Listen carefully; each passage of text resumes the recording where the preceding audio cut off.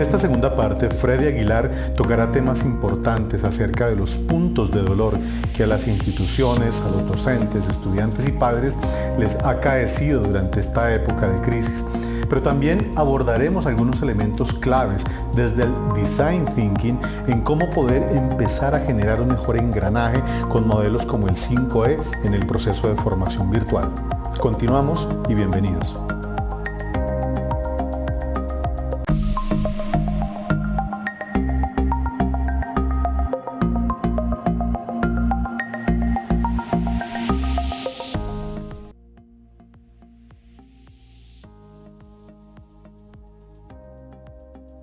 Los alumnos no son superiores a su maestro, pero el alumno que complete su aprendizaje se volverá como su maestro.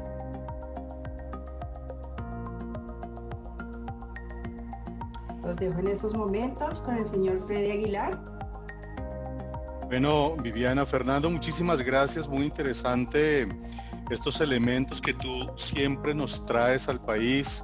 como líder en América Latina en todo el tema de EdTech y bueno, tantas cosas que tenemos que aprender y cómo esos aprendizajes nos llevan a poder enmarcar un poco más el contexto de esos desafíos que tenemos en Colombia y en toda la educación, pues obviamente no solamente con el tema de la pandemia, sino con lo que viene. Me llamó mucho la atención esta imagen y sobre todo lo que resaltaba la UNICEF en términos de que los niños que tenemos hoy son la primera generación que nunca van a recordar una época anterior a lo que eran los teléfonos celulares. Y es increíble lo que está pasando hoy en día en la formación, porque digamos que nosotros nos vimos abocados a un proceso en el momento en que inició todo este tema, más o menos a finales de febrero, comienzos de marzo, y es como nos pusieron en jaque, no solamente al sistema, sino al proceso educativo. El mismo COVID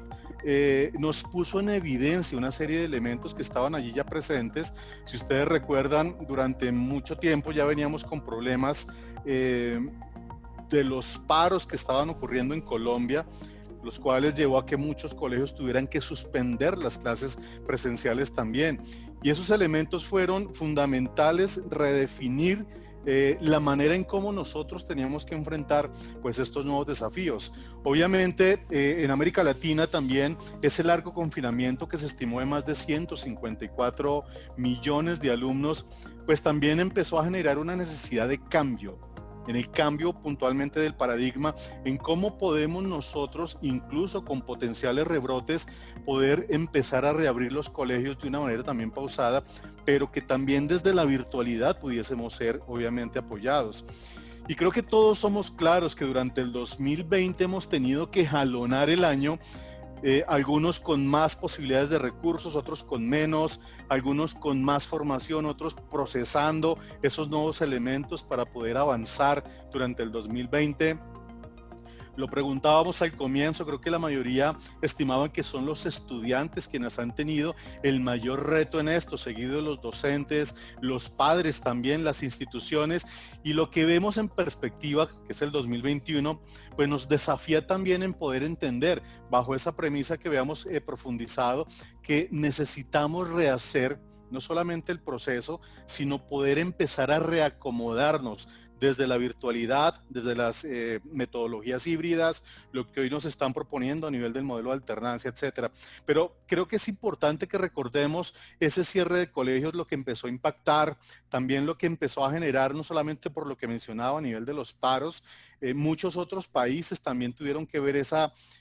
pérdida de clases donde los estudiantes dejaron de asistir, los colegios empezaron a tener una serie de desafíos importantes, la productividad se vio afectada, esa gestión de aprendizaje con los contenidos, el poder tener plataformas lo suficientemente idóneas para que desde la virtualidad pudiéramos acompañar los procesos y obviamente el impacto que esto no solamente tuvo a nivel de la institución, con las afectaciones que se vieron allí presentes, no solamente en términos económicos, de infraestructura,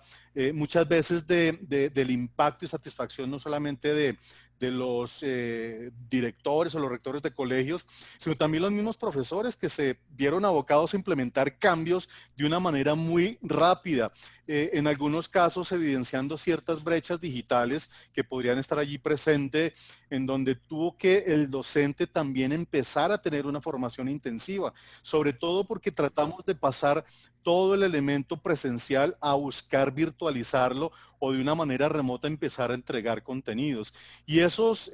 digamos, desafíos que tuvo el docente también empezó a generar una fragmentación en el currículum. Obviamente estas rutinas para el docente que en muchos casos se elevaron en noticias hace poco, mencionaba alguno de los directores de los gremios de colegios de Colombia, cómo esto iba a impactar también el número de horas docente dentro del manejo de las clases una vez se empezaran los modelos híbridos. Y por lo tanto también el docente se vio abocado a largas jornadas laborales, ¿verdad? En donde también los elementos colaborativos e interacción empezaron a verse necesarios en este proceso. El estudiante que también ha sido alguien que también ha estado presente en este desafío, donde la conectividad, las herramientas también han sido bastante desafiantes, han tenido que empezar a incorporar en donde anteriormente se entretenían, como los televisores o los Smart TV, como los dispositivos, bien sean celulares, tabletas o los mismos computadores, que eran anteriormente en su mayoría elementos de entretenimiento y tuvieron que pasar a ser elementos de estudio, ¿no? Hubo sobrecarga, multiplataformas, el estudiante tiene que hacer por un lado una cosa, por el otro, etcétera. Esos elementos también fueron de alguna manera desafiados por los contenidos. Los contenidos porque no solamente era un tema de conectividad, sino también de tener contenidos relevantes en las interacciones con los estudiantes, afectando de una manera significativa los rendimientos también. De hecho, hay un estudio que menciona justamente que es del NWEA, que es una institución que investiga y obviamente es una ONG sin fines de lucros, para poder empezar a considerar cómo está el tema de la retención del conocimiento. Y ellos lo que han mostrado es que cerca del 50% se estima que en estos 5 meses de cuarentena los estudiantes podrían regresar a la educación presencial, pero con un solo nivel de retención del 50% de los aprendizajes objetivos que se tenían. Entonces han habido muchas afectaciones. Ustedes también creo que son conscientes de cómo el rol del padre empezó a girar también. Por ende, ese rol de padre empezó también a migrar con unas sobrecargas también en lo académico, en sus temas laborales, que muchos de ellos tuvieron que migrar al trabajo remoto y de muchos de ellos tal vez no conocían las mejores maneras o metodologías, no solamente para el trabajo remoto, sino para acompañar a estos estudiantes. Entonces aquí también un tema de preparación que desafía a los padres, que también ayudó de alguna manera a evidenciar esa fragmentación del currículum, que también empezaron a ver los estudiantes con bajos niveles de motivación para acceder no solamente al cumplimiento de los objetivos académicos, sino también al deseo de investigar y el mantenerse activo en el proceso de aprendizaje. Y si a eso le sumamos las largas jornadas, pues han habido elementos muy desafiantes. Y lo que queremos hablar hoy es más que poner en evidencia esos desafíos y más bien ver la luz al final del túnel, es qué es lo nuevo, qué es lo que estamos empezando a considerar en este proceso. O sea, el poder tratar de ver cómo eficientamos el trabajo en múltiples plataformas, ojalá simplificar los entornos virtuales donde están asistiendo tanto estudiantes como docentes,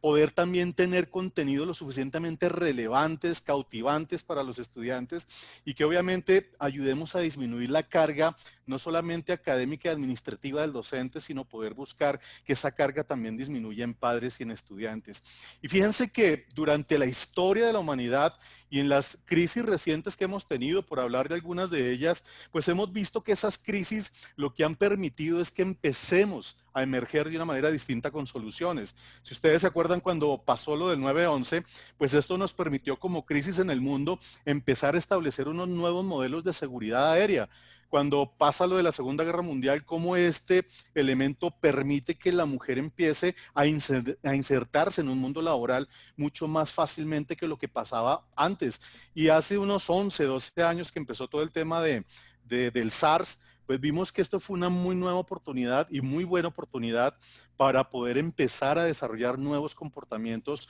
del consumidor virtual o el consumidor a nivel de Internet, y es lo que empieza a incrementar el desarrollo del e-commerce en el mundo. Entonces, en palabras de Matthias Duck, un profesor de la Universidad de Northwestern, él menciona a través de una investigación que desarrolla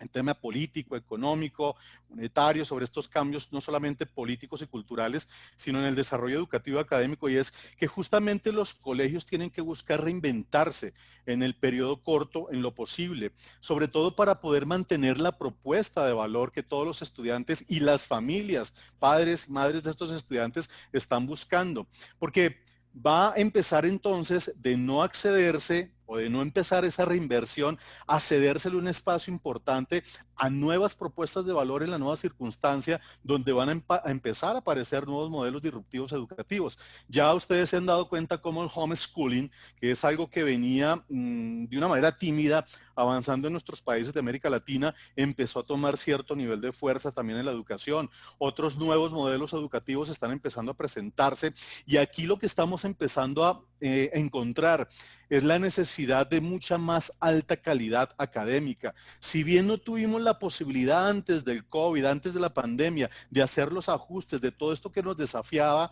la misma ONU 2030 con los objetivos de desarrollo sostenible, pues en palabras de Fernando hace unos seminarios atrás, nos decía, se nos anticiparon esos 10 años que teníamos al 2030, ahora tenemos o tuvimos que implementarlos en el 2020. Y aquí es donde la gente, los estudiantes, los docentes, las mismas familias están empezando a demandar mucha más calidad académica y una mejor experiencia virtual. Obviamente adaptada a diferentes realidades. Podemos encontrar realidades donde hay conectividad, donde la conectividad no es la mejor, donde hay o no hay de pronto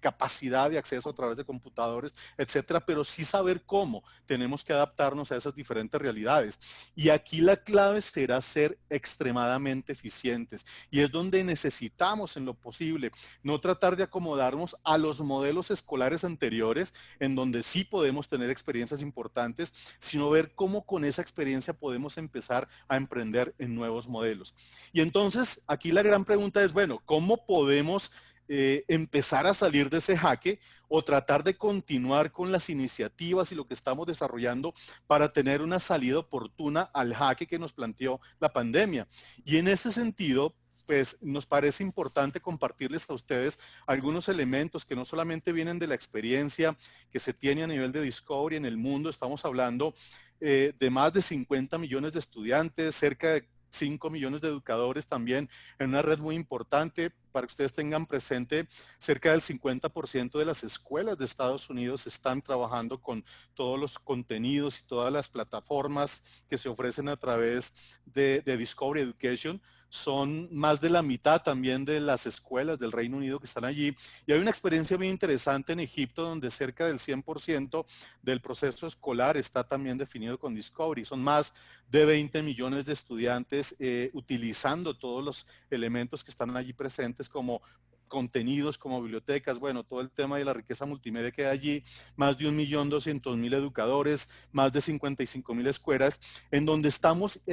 tratando de apoyar la innovación, tratando de ayudar a desarrollar todo lo que es el pensamiento crítico, la creatividad de parte de los maestros, de parte de los estudiantes, los mismos padres, las instituciones, poder desarrollar entornos colaborativos, que es lo más importante en estos procesos, sobre todo cuando estamos trabajando en herramientas y metodologías híbridas, y por supuesto que la comunicación sea permanente. Desde hace 2 años venimos implementando un tema bien interesante en Chile, donde tenemos cerca de 100.000 estudiantes ya activos a través de la transversalización que se ha hecho también en un modelo educativo digital, pero apoyado también con algo de presencialidad, que empezó antes incluso del COVID y que hoy se está trabajando en herramientas mucho más profundas en términos virtuales. Aquí estamos trabajando el libro de matemáticas digital, el Techbook que tiene Discovery, pero también el libro de ciencias, y se está trabajando a partir de 8º grado. La experiencia ha sido bien interesante, son más de 1.000 docentes que están detrás del proceso, y obviamente pues vamos avanzando en ello. Y disponible en América Latina pues tenemos muchos elementos en donde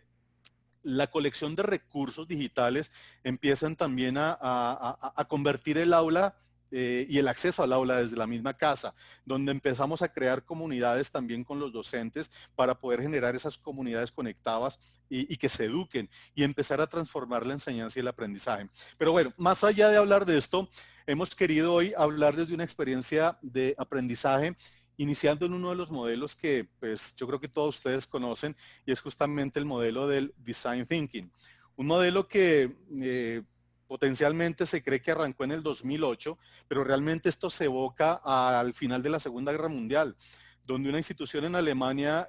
quiso migrar en cabeza de uno de sus profesores todos los elementos del diseño a nivel de la escuela misma de artes y la Escuela Superior de Bellas Artes en Weimar, en Alemania, en donde ellos quisieron combinar estos elementos y estas experiencias para que de allí se empezara a definir un elemento clave. Y era cómo los elementos de diseño, ahora ofertados como carrera, pudieran tener elementos colaborativos como el trabajo en equipo, empezar a alinear las jerarquías, los procesos innovadores también y un enfoque de proyecto a partir de la necesidad del usuario. Y ese tema del design thinking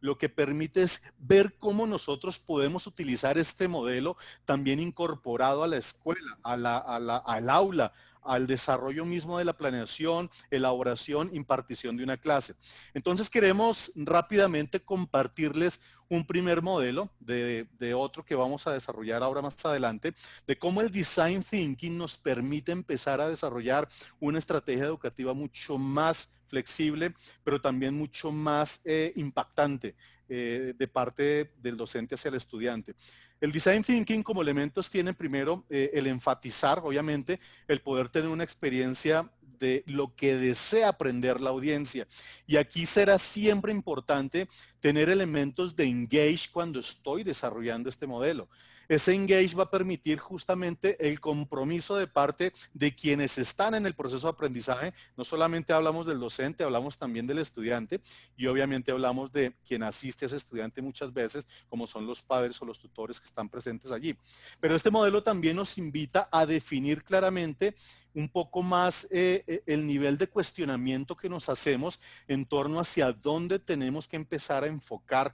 esa definición de contenidos. Y aquí es donde necesitamos empezar a explorar de una manera mucho más profunda, no solamente los contenidos que tenemos a la mano, sino aquellos que pueden estar